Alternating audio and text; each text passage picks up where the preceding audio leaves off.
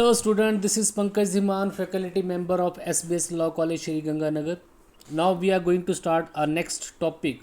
Question number second, the judicial administration in Bombay before 1726. तो आज के क्वेश्चन में हम जुडिशल एडमिनिस्ट्रेशन बॉम्बे का पढ़ेंगे। हम बॉम्बे प्रेसिडेंसी के अंडर जुडिशल सिस्टम कैसा था बिफोर 1726, इसको हम यहाँ पे स्टडी करेंगे।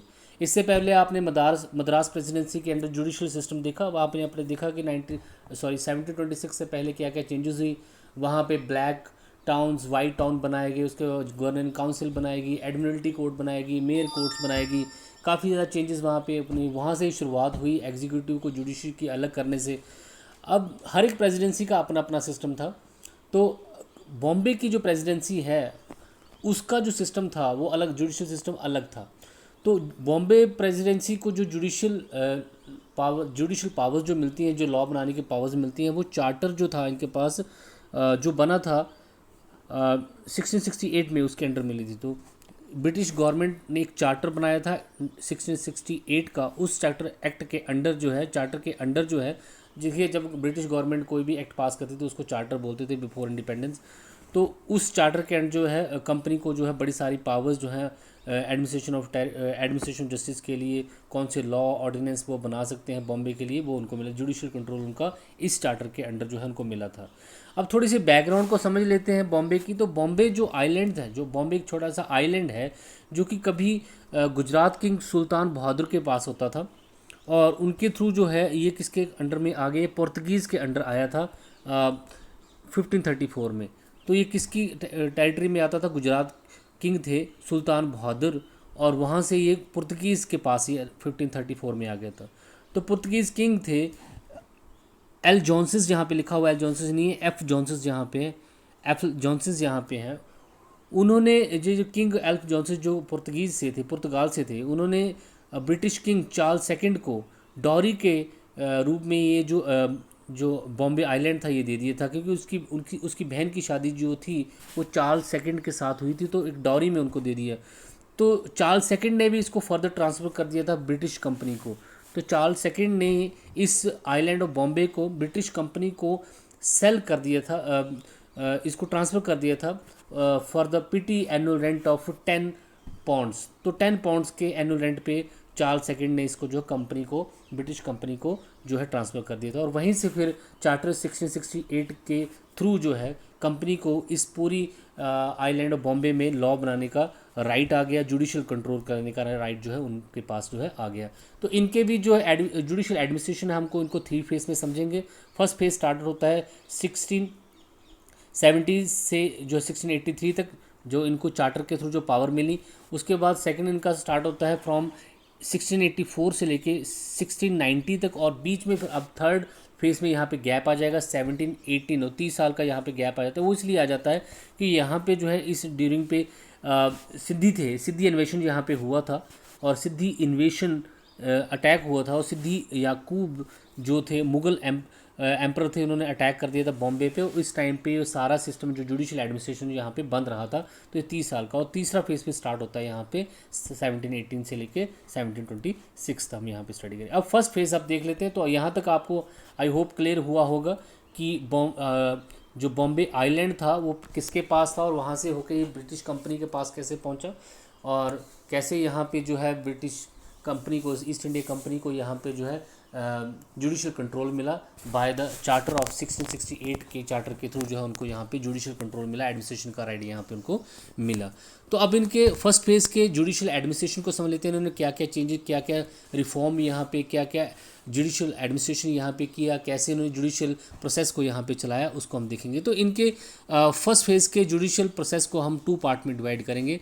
First planning of the year 1670 two year 1672, और सेकंड प्लानिंग देखेंगे इनकी 1672 से 1683। तो फर्स्ट फेज़ में आपको 2 प्लानिंग याद रखनी है, जो कि एक 1670 से लेके 1672 तक चलेगी, और सेकंड प्लानिंग जो है 1672 से स्टार्ट होगी और 1683 तक यहाँ पे चलेगी। इनका बिल्कुल सिंपल स्टेप था। In the year 1670 the first planning of the reforms in the judicial administration was made applicable during the offence of the governor Gerald Aungier. बहुत इंपॉर्टेंट नाम है, आपको याद रखना है। बॉम्बे जो था पहले सूरत प्रेसिडेंसी का पार्ट था, लेकिन अगर बॉम्बे को अलग से प्रेसिडेंसी बनाने का किसी को अगर क्रेडिट जाता है तो वो ये है गेराल्ड एंजियर हैं। तो गेराल्ड एंजियर के टाइम पे जो है बॉम्बे प्रेसिडेंसी बनी थी और वहाँ पे जुडिशियल एडमिनिस्ट्रेशन स्टार्ट हुआ था। टू टाइप ऑफ कोर्ट्स, तो पहले वाले प्लान में टू टाइप्स ऑफ कोर्ट यहाँ पे बनाएगी। एक जो एक फर्स्ट प्लान के अंदर lower level court and second high level of court, तो टू कोर्ट्स यहाँ पे बनाएगी, एक लोअर लेवल कोर्ट एक हाई लेवल कोर्ट। तो जुडिशियल अरेंजमेंट कैसा था for the success implementation lower, पहले देख लेते हैं लोअर लेवल जुडिशियल अरेंजमेंट क्या था। आइलैंड बॉम्बे को उन्होंने बड़ी सारी डिवीज़न में डिवाइड कर दिया, बेसिकली टू पार्ट में डिवाइड उन्होंने किया, एक बॉम्बे डिवीज़न बनाई और एक महिम डिवीज़न बनाई। Each of this courts were 5 जजेस, यहाँ पे 5 जज होते थे और decider civil up to the civil cases को जहाँ डिसाइड करते थे अप टू द 200 जेनोफिन उस टाइम पे करेंसी हुआ करती थी। There was a custom officer, वहाँ पे कस्टम ऑफिसर होता था each division who was president of the respective court. तो जहाँ पे जो लोअर कोर्ट थी, जो आपने लोअर जुडिशियल लेवल पे जो जुडिशियल कोर्ट आपने देखी, उसका हेड जो है यहाँ पे कस्टम ऑफिसर ही हुआ करता था ये याद, और ये सिविल मैटर सुनता था 200 ज़ेरोफोन से। तो अभी तक आपने क्या देखा, फिर से आपको बता देता हूँ मैं। तो टू लेवल कोर्ट्स इन्होंने पहले तो इन्होंने 2 प्लान बनाए। एक प्लान जो था 2 प्लान बनाए। फर्स्ट प्लान के अंडर उन्होंने 2 कोर्ट्स बनाए, एक लोअर लेवल कोर्ट्स बनाई और एक हायर लेवल कोर्ट्स बनाई। लोअर लेवल कोर्ट्स में जो अरेंजमेंट थी वहाँ पर उन्होंने की कि जो हाँ वहाँ पे उन्होंने डिवीज़न में डिवाइड कर दिया, हर डिवीज़न में एक जज होता था और 5 वहाँ पे मेंबर होते थे, और ये सिविल केस जो जहाँ पे जहाँ तक सुनते थे, और जो कस्टम ऑफिसर होता था वही जो है इस कोर्ट का हेड भी होता था। तो क्रिमिनल अथॉरिटी जो है इनके पास बहुत कम थी, ये आपको ध्यान में रखना है। अब डिप्टी गवर्नर और बॉम्बे, देखिए a court of deputy governor of Bombay and the it's council was establish under the superior justice. तो अब एक लोअर लेवल कोर्ट थी, एक हायर लेवल कोर्ट थी। तो हायर कोर्ट लेवल का नाम हाई लेवल कोर्ट का नाम क्या था, डिप्टी गवर्नर ऑफ बॉम्बे। तो court of deputy governor of Bombay, तो इसको जो है सुपीरियर जस्टिस सिस्टम माना गया, सुपीरियर कोर्ट यहाँ पे माना गया। ये जो है हफ्ते में जो है एक बार बैठती थी, ट्यूसडे को। मेनली ये क्रिमिनल केसेस सुनती थी। तो लोअर कोर्ट जो थी वो क्रिमिनल मैटर सिविल मैटर ज़्यादा सुनती थी 200 जेनोफोन्स तक, और ये जो हाई लेवल की कोर्ट थी सुपीरियर कोर्ट जो थी ये क्रिमिनल मैटर ज़्यादा सुनती थी। और ये सिविल मैटर जो 200 जेनोफोन से ऊपर होते थे, तो 200 जेनोमीटर तो लोअर कोर्ट से इससे ऊपर जो मैटर होते थे इनको भी सुनते थे। ये सिविल मैटर भी सुनती थी एज वेल एज ये क्रिमिनल मैटर भी सुनती थी। सिविल मैटर में 200 जेनोफिन से रिलेटेड ऊपर जो मैटर होता है सिविल मैटर जो ये सुनती थी। तो ये आपके पास पहला इनका प्लान। और यहाँ पे आप देखेंगे under this judicial arrangement though there was a provision of appoint, Indian को भी यहाँ पे एज ए जज अपॉइंट किया जाता था, लेकिन क्योंकि उनकी इतनी इंपॉर्टेंस नहीं रह जाती थी कि जितने भी यहाँ पे जज होते थे वो लॉ बैकग्राउंड से नहीं होते थे, बिजनेस बैकग्राउंड से होते थे। तो यहाँ पे जो है उनकी इंपॉर्टेंस इतनी ज़्यादा जो है नहीं रह पाती थी, करप्शन ज़्यादा हो जाता था। अंडर द सेकंड प्लान, अब सेकंड प्लान में तो फर्स्ट प्लान आई होप आपको समझ में आ गया होगा। 2 प्लान बनाए उन्होंने। फर्स्ट प्लान के अंडर उन्होंने क्या किया, 2 लेवल ऑफ जुडिशियल सिस्टम बनाया, लोअर लेवल और हाई लेवल। लोअर लेवल के अंडर उन्होंने जो है सिविल मैटर दिए, 200 जेनोफोन्स तक के मैटर वो सारे सुनते थे। वहाँ पे जज होता था, 5 अदर मेंबर्स होते थे। और सुपीरियर कोर्ट में जो हाई लेवल की कोर्ट थी वहाँ पे जो है court of governor and council होती थी, और वो जो है क्रिमिनल मैटर सारे सुनती थी और 200 जेनोफोन से ऊपर के सिविल मैटर को भी सुनती थी।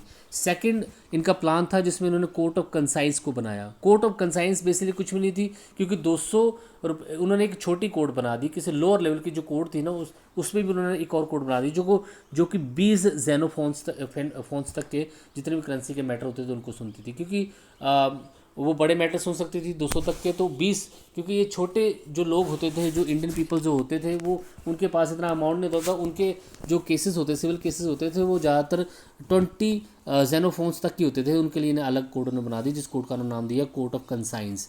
और एक उन्होंने सेंटर कोर्ट भी बनाई, उसको भी आगे ये इन्होंने किस लिए बनाई, जो centre of court of conscience ही मैंने आपको बता दिया गरीब लोगों के लिए इन्होंने बनाई, और उनकी जुरिसडिक्शन कितनी थी, 20 जेनोफोन्स तक की थी।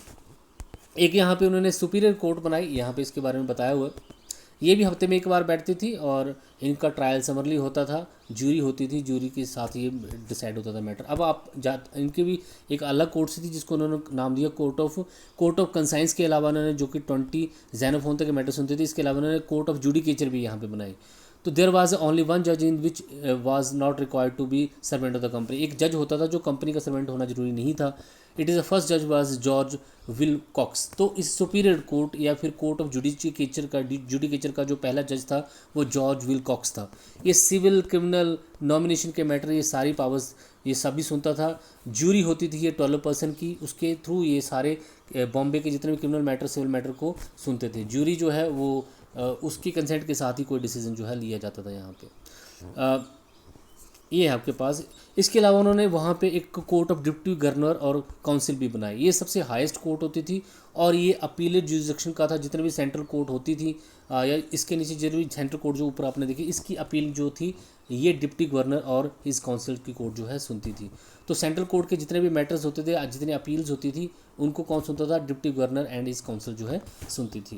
तो ये आपका सेकंड फेज़ है। तो सेकंड फेज़ में आपने देखा कि यहाँ पे कि 2 टाइप्स ऑफ और जो है मोर कोर्ट्स यहाँ पे बनाएगी। एक कोर्ट जो उन्होंने बनाई वो थी कोर्ट ऑफ कंसाइंस, जो कि पिटी मैटर, छोटे मैटर जो होते थे जिसमें इंडियन सारे कवर हो जाते थे 20 ज़ेनोफिन्स तक, वहाँ तक के सिविल मैटर जो है सारे ये कोर्ट सुनना स्टार्ट होगी। और वहाँ पे उन्होंने एक सेंटर कोर्ट अलग से बनाई जिसको जो है यहाँ पे कोर्ट ऑफ जुडिकेचर भी बोला जाता है। जुडिकेचर जो थी ये वहाँ पे जो जज होता था वो इंग्लिश पर्सन होना जरूरी नहीं है। ये सिविल क्रिमिनल और नॉमिनेशन के सारे मैटर को सुनती थी with the help of jury. Jury जो है यहाँ पे 12 होते थे और इसके ये जो है ज्यूरी का ये इस कोर्ट का सिस्टम था। इसके साथ ही उन्होंने एक अपर कोर्ट भी बनाई वहाँ पे जिसको बोला जाता है deputy governor and his council. और deputy governor and his council जो थी वो कोर्ट ऑफ जुडिशियल के जितनी भी अपीलें थी वो सारी यहाँ पे वो सुनती थी। अब तीसरी यहाँ पे आ जाती है सेकंड फेज़ जो है सेकंड फेज़ जो यहाँ पे आ जाता है 1684 से लेके 1690 तक। तो इस फेज़ में जो है एक उन्होंने एडमिनिस्ट्रेटिव कोर्ट बनाई और कोर्ट ऑफ जुडिकेचर को और पावर्स दी। तो फर्स्ट फेज़ में आपने देखा कि वहाँ पे कोर्ट ऑफ जुडिकेचर तो पहले से ही है, लेकिन बस सेकंड फेज़ में उसको ज़्यादा पावर दी गई। तो एडमिनिस्ट्रेटिव कोर्ट को भी हम ज़्यादा यहाँ पे डिस्कस नहीं करेंगे। देखिए साथ यहाँ पे लिखा हुआ है कि the British king Charles second by the charter of 1683 का जो चार्टर था empowered the company in India to establish administrative court. Later on its shifted to the Bombay. It functioning the court was similar to that of the administrative court of the Madras at it decided civil and criminal matters besides the usual administrative and maritime matters। जो जितने भी administrative court मैंने आपको पहले बताया, जितने भी जो maritime matters जो होते थे, जितने भी 9 विभाग से रिलेटेड मैटर होते थे, समुद्र से रिलेटेड जितना भी ट्रेड होता है उससे रिलेटेड मैटर को सुनने के लिए उन्होंने एडमिनिस्ट्रेटिव कोर्ट जो है बनाई। किस चार्टर के अंडर बनाई? उन्होंने 1683 के चार्टर के थ्रू जो है बनाई। तो सेकंड फेज़ में एडमिनिस्ट्रेटिव कोर्ट जो है सबसे बड़ी एक खास बात है जो कि बॉम्बे प्रेसिडेंसी में हुई। और इसका सिस्टम सेम था जो कि आपने जो मद्रास प्रेसिडेंसी के अंडर जो एडमिनिस्ट्रेटिव कोर्ट पढ़ी उसके अकॉर्डिंग ही था। ठीक है जी। अब आपके पास है इसमें उन्होंने एक स्पेस में जो है कोर्ट ऑफ जुडिकेचर था, इसको थोड़ी सी इसकी पावर जो है और बढ़ा दी। तो इनको जो है ये सिविल और क्रिमिनल केसेस सारे सुन सकते थे। Court of judicature the first जज वाज जॉन वॉक्स जो थे। The procedure of court the law and court fees however the remind the same. तो इसका जो प्रोसीजर था, काम करने का तरीका था, जो पुरानी वाली कोर्ट ऑफ जुडिकेचर थी जो कि फर्स्ट फेज़ में थी उसके अकॉर्डिंग था। इसमें ज़्यादा चेंजेस जो है वहाँ पे नहीं थी। और इसका जो है काम थोड़ा टाइम बंद भी रहा था क्योंकि मैंने आपको बताया कि एडमिरल सिद्दीकी जो उन्होंने इन्वेड किया था बॉम्बे को, और इसके बीच में 1865 के बाद जो इसका काम नहीं चल सका और 30 साल तक जो है इसमें काम नहीं हुआ इस कोड ऑफ जुडिकेचर जो सेकंड फेज़ में बनाई गई थी। अब थर्ड फेज़ यहाँ पे स्टार्ट होता है। थर्ड फेज़ में आपके पास आ जाता है 30 साल के बाद जो 1718 से लेकर 1726 तक चलता है। इसमें कोर्ट ऑफ जुडिकेचर को फिर से इन्होंने बनाया और इसमें जो है बड़ी सारी पावर्स दी गई। चीफ जस्टिस एंड 3 अदर जजेस were appointed. The chief justice and the 5 out of 9 जज वर्क इंग्लिश। तो यहाँ पे जो चीफ जस्टिस और 9 जजेस जो है यहाँ पे बैठाए गए इस कोर्ट ऑफ जुडिकेचर। ये हाईएस्ट कोर्ट थी, बाकी जितने भी कोर्ट आपने ऊपर पढ़ी इनसे सबसे ऊपर वाली कोर्ट जो ये थी, जो अपीलें भी सुनती थी, क्रिमिनल सिविल मैटर की जितनी भी अपील जो उनको सुनती थी। इनके पास जो है ओरिजिनल जुरिसडिक्शन भी होता था। तो 5 जज तो जो थे वो इंग्लिश होने चाहिए और तीसरे जो बाकी जो है वो इंडियंस हो सकते हैं। Representing various groups this was called out the judicature. इसको कोर्ट ऑफ जुडिकेचर बोला गया। द इंडियन जज वर नाउन एज द ब्लैक जज। जो इंडियन जज थे यहाँ पे जो 3 हो सकते थे 4 हो सकते थे उनको ब्लैक जजेस बोला गया। The court was was to decide civil and criminal cases according to the rules and equity और कंसाइंस, इक्विटी और कंसाइंस के बेसिस पे ही ये जहाँ पे जो है डिसीजन जो थे करते थे। The matter of land fraud, sale of immovable property, registration were decided by the court. Quorum भी यहाँ पे बनता था, 3 जज का कॉरम। कॉरम क्या होता है, जहाँ पे कोई भी डिसीजन सुनाया था एटलीस्ट 3 जज वहाँ पे होने चाहिए, इसको हम कॉरम बोलते हैं। हर एक मैटर में कॉरम जो है अलग अलग हो सकता है। इंडियन जजेस का कॉरम में होना जरूरी नहीं है, ये यहाँ पे उन्होंने साफ बताया। द आर्बिट्रेशन का सिस्टम भी उन्होंने यहाँ पे स्टार्ट किया, और इस तरीके से जो है ये सेकंड फेज आपका बॉम्बे प्रेसिडेंसी में जो जुडिशियल सिस्टम था जो आपने देखा, तो बड़ा सिंपल सा है। फर्स्ट फेज में आपने देखा कि उन्होंने प्लानिंग्स बनाई और लोअर कोर्ट और सुपीरियर कोर्ट वहाँ पे बनाया। सेकंड फेज में आपने देखा वहाँ पे कि उन्होंने एडमिनिस्ट्रेटिव कोर्ट भी बना दी, और साथ में जो है ना कोर्ट ऑफ जुडिशियल बनाई, जिसको जो है हाईएस्ट बॉडी जो है बनाया गया। तीसरे में उन्होंने कुछ नहीं किया, जो उनकी कोर्ट ऑफ जुडिकेचर थी उसको उन्होंने क्या है उसको एक्सपेंड किया, उनको सारी पावर्स वहाँ पे दी। इंडियंस को भी यहाँ पे इंक्लूड किया गया, हालांकि कॉरम में इनको आना जो है ज़रूरी नहीं था। तो ये है सारा बॉम्बे का प्रेसिडेंसी का सिस्टम। कलकत्ता प्रेसिडेंसी का सिस्टम आपके इस बुक में है नहीं।